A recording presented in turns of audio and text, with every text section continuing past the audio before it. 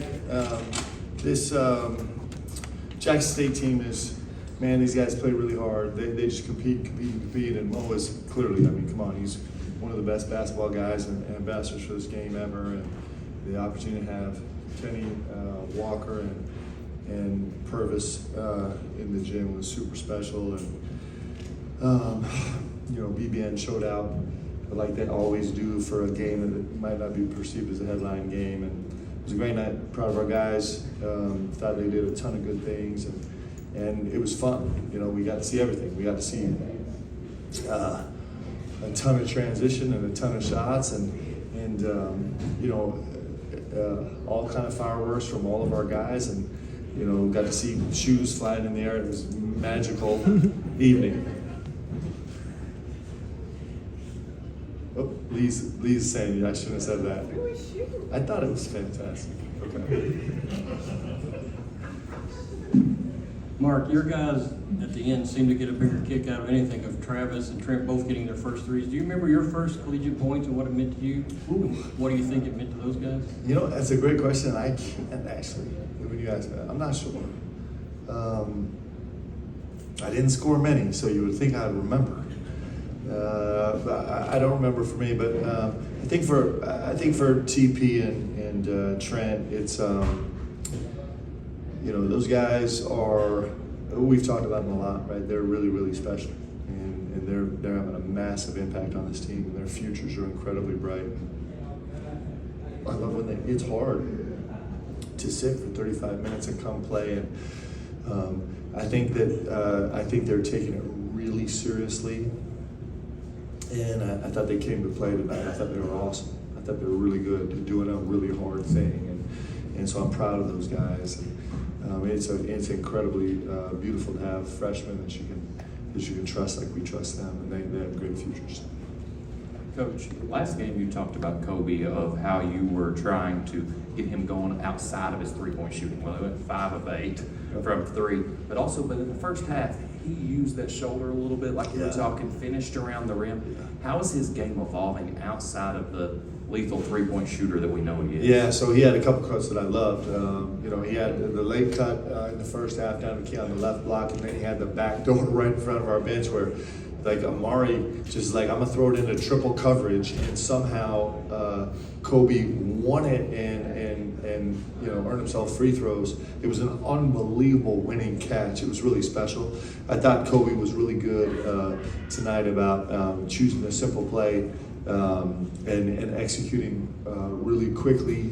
He was much more of a pop rule vibe tonight. I was really proud of him for that, and I thought I was really excited about his cuts, and I thought he was excellent defensively, actually. Had a couple strips that were really good, really incredible job with championship, just catching the move, like he was catching multiple moves in isolation. I thought it was really good. I thought it was terrific. And then maybe one of my many favorite moments tonight, he banged a 3 right in the corner in front of me and turned around and started talking trash to me. Which that was awesome. I love that. So, you know, Kobe's in a tough spot, man, because he goes 5 for 8 from the 3-point line, and it's destroying his shooting percentage, which is just crazy. I've never seen that in my lifetime. So he sure is doing special things for us, like all of our guys are right now. We did talk a lot about threes this week. Obviously, the high for the season so far with makes and attempts. Just what did you see anything different out there? Was there a different focus even on that coming in? Well, it was certainly different defensively. This was a team that was much more eager to the ball. They're really, really heavy bottom, bringing multiple bodies, so it was just easier for extra passes to come by for sure. There was a lot of pressure, so the game got a little scattered. But with all that said, I thought our guys did an unbelievable job making plays for each other. I mean, you know, 29 assists is a good number for us. I'd take that any night. It's and especially, guys, especially in a game like this where it's so easy to think, man, in this game I'm just going to get one for myself. We just have a DNA. These guys have built a DNA on this team where they're actually excited to make plays for each other, and I'm telling you that bodes well, and it's rare and it's important. for the way we play and how this game's made up. And our guys are going to continue to believe more and more that when they, the more they give, the more they get back. It's the way this game works when it's right, and certainly they got to feel that tonight. I was really proud of them. You got to approach it with faith. There's faith that I make this next pass, right? If I just trust this game, if I trust the way we play, that it's going to work out for me, and it did. One of the special stories for us tonight was that we had 11 players score, 11 of our 12 guys score, and the only player that didn't score led us in assists. That's exactly how a Kentucky basketball team is supposed to function. We had one guy that didn't score, and he led us in assists with 7. And every other guy on the court scored and shared the ball. And I think we had 4 guys with 5 or more assists in the game. And those are all really important markers for how we want to represent this state, and how we want to play this game, and what we believe wins. So I was super proud of that. You can tell I'm happy about it. Mark Collin posted a team best plus 29 in just 13 minutes. Have you seen him get more comfortable? It looks like the last 2 games he's looked a lot more comfortable. Colin's not scared. He's he checked in the game and raced down and shot a 30-footer in transition. It's like, yep, I got this. He's an incredible talent. I mean, none of us, I can't.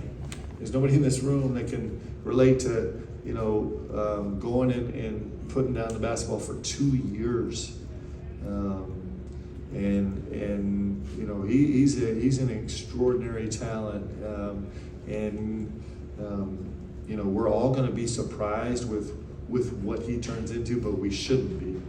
He's really an extraordinary talent. Beautiful young man.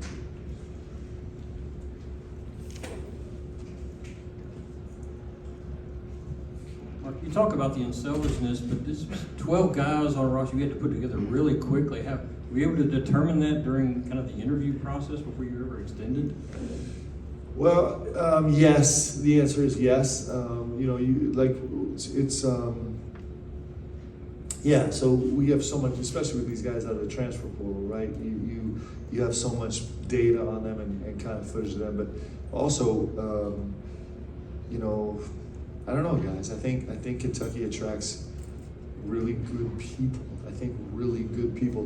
Because if you come to Kentucky, then you by definition, it's the one place in all of college basketball where you are representing just a fan base in a different, unique way, right? And to want that, it's almost like its own filter, right? To really want that. And so I think it's built into the DNA of our guys. And I think our guys have also done an unbelievable job being intentional about trying to learn each other and love each other. We've talked about that a lot. But I think that's what Kentucky draws, right? Everybody knows that we talk about the name on the front of the jersey. Like, our guys know that. They know that when we recruit them. And so in general, I think every guy that we recruit is desperately dreaming of hanging a banner and going to play in the NBA. But they believe the pathway to do that is not actually making this exclusively about themselves. And that sounds like a strong statement, but it's hard not to be that way, right? It's easy to be that way. So I think the filter's pretty good, and certainly our guys are proving that right now. And it doesn't come easy. It's not a one conversation thing. It's the thing that our guys are talking to each other about every single day, trying to kind of believe that and trust in that path. But I'm proud of how our guys are functioning. Mark, you've been talking about stretching Brandon out a little bit, and played a lot of minutes tonight. This line is just full of numbers. Yeah. What'd you like about his energy and that sort of thing? I thought BG was great tonight. I thought, 6 assists is a great number for that game. In fact, I think BG was a 6'2", which is really good for him, actually. The 6 assists is great with 3 steals and 3 blocks, right? In a really physical game on the interior with some big bodies, like some really big bodies. I thought as the game went on, he got better and better and better. I thought he made some really great challenge catches. I thought he was really disciplined with how he distributed the ball. He's a decision maker on our team, and I thought he was terrific tonight. I thought he was super forceful inside, trying to, there's sometimes where he finishes moves a little bit weak, soft, going away, and tonight I thought he was super forceful against big bodies. There was a lot of growth in him tonight. 2 more. You mentioned Travis, Trent, Colin kind of all being under different circumstances this season. Kerr, obviously, the guy who had 0 points and 7 assists. How big of an adjustment is that for him starting 93 games over his career and then coming into this role and embracing it, it seems like? Well, he was that way from the beginning too. I mean, I think he knew exactly what he was walking into, and I think he loves it. And I'm telling you, you know, Kerr Krissa, I don't know if we get him walking in our doors every year. I just think I'm enjoying and savoring every second I get to coach him because he's really unique. He's bringing so much to our team. You know, it's interesting. I don't know if you guys noticed this, but we're in, I don't know, second half. We kind of made a run. This is back in the Duke game. And we're somewhere in the second half. And, you know, we made a run early, and then Duke kind of came back and pushed up to 7 or 8 or 9. And maybe it was we were a little stymied in a moment. And we come to a media timeout, and we're walking in the huddle, and Kerr's just pushing everybody, just shoving them, right? And he just refuses to accept whatever the common vibe is. He's going to be contrary to it, right? And it's really important, and our guys receive it really well, and it just helps keep everybody kind of sharp. He's really special. He's got a really unique skill set and personality, and he brings a defiance and a swag and an insistence to our team, and he's also got this incredible commitment. You know, I mean, I think it was probably the first blue-white scrimmage when we all sat down and I mentioned that Kerr had promised that he was going to be the best pace guy in college basketball, and he kind of has lived it up to that every single second he's been on the floor every single game, right? And that's an incredible, consistent determination. It's beautiful too. So he's got both of those vibes going on in a really special package, and he's special, and he was special tonight. You know, you think about it: 7 assists, 0 points. Let's go. He's cool with that. It's pretty cool. And the dude's gonna put up 20 one night when you meet him too. Last one on the back. Coach, I think you said in a previous press conference that you haven't been surprised by any of your players. You kind of knew exactly what you were getting when you brought them here to Kentucky. But I think the play of Otega Oweh has certainly surprised Big Blue Nation. Just talk about Double O tonight, another 20-point game. You know, it's interesting with Otega, right? So, is something really great about Otega. He's 8 for 12. He's 4 for 4 from the free throw line. He's got 21 points, 2 assists, 0 turnovers, 3 steals, and ends up with 20 points on the night. And like, we don't get to him until the very end of the press conference, when he kind of does that every single night. He gets us off to unbelievable starts every single night. He's got a physicality and a joy about him. I think he's been incredible.